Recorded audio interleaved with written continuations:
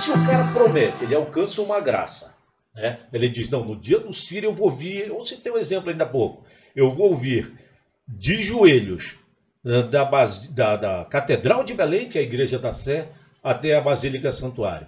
E vai que lá na hora ele resolve não ir para lá. Olha, essa questão da promessa, que eu trabalhei já mais nessa minha última pesquisa, não está ainda nesse livro aqui.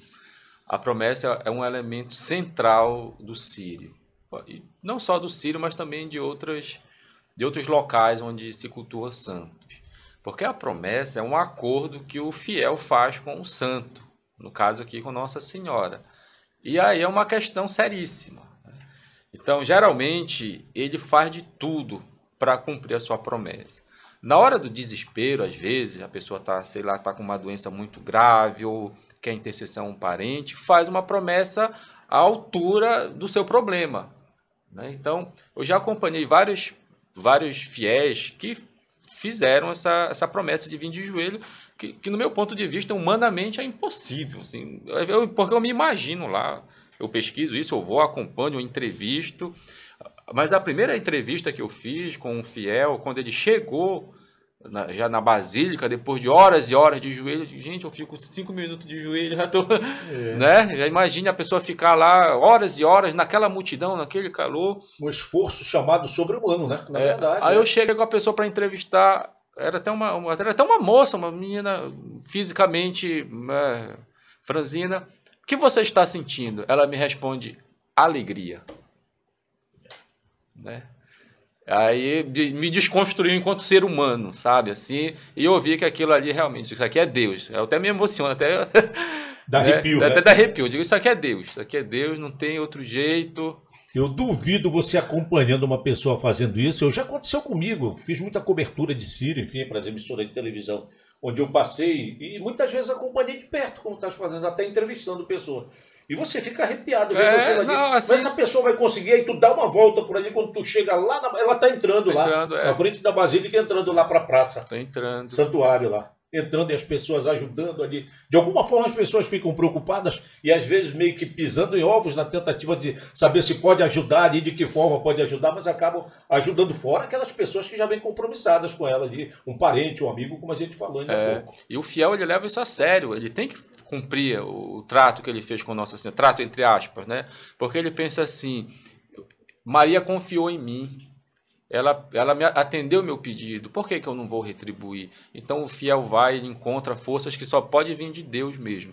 E assim, eu analiso muito esses relatos, são coisas interessantes. Por exemplo, teve um rapaz que eu entrevistei no final, ele me disse, não, eu vim pagar a promessa da minha filha, que a minha esposa não conseguia engravidar, ela engravidava e tinha abortos, e aí eu fiz essa promessa de vir de joelhos. E eu não sabia se eu ia ter condição.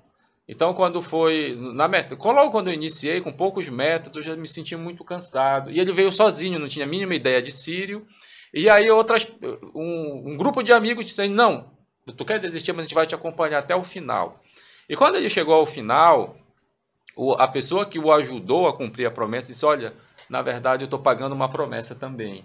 Eu quero a promessa de dar esse terço, de ajudar alguém que estivesse em dificuldades, porque eu fiz uma promessa para ter uma filha. E aí entregou o texto para um que estava pagando a promessa, que é para ter mesmo milagre. E aí são coisas extraordinárias. É coincidência, não sei. Mas é uma coisa assim que quem está lá, quem vive o Sírio, e Plácido, uma vez eu não pude acompanhar o Sírio, eu fui acompanhar pela televisão. Rapaz, tu sabe, já assim, só pra... Cara, tem tanta coisa que a gente pode... Eu não consigo ficar fora.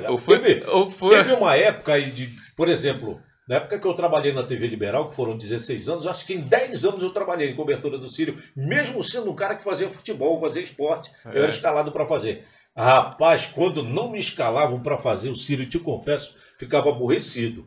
E depois disso, depois que eu saí, enfim... Cara, não dá pra ficar fora, eu não consigo ver. Como é que tu vai ficar fora disso? Aí eu fui acompanhar pela televisão, aí quando eu liguei a televisão, que eu entrei, quando eu liguei, tava assim, focou bem certinho na imagem. Ali eu comecei a chorar já, me emocionei. Lá, não é? Não, assim, a imagem, ela tem um poder tão grande que mesmo à distância, às vezes a pessoa está lá no Japão, não sei onde, pela televisão ela se emociona.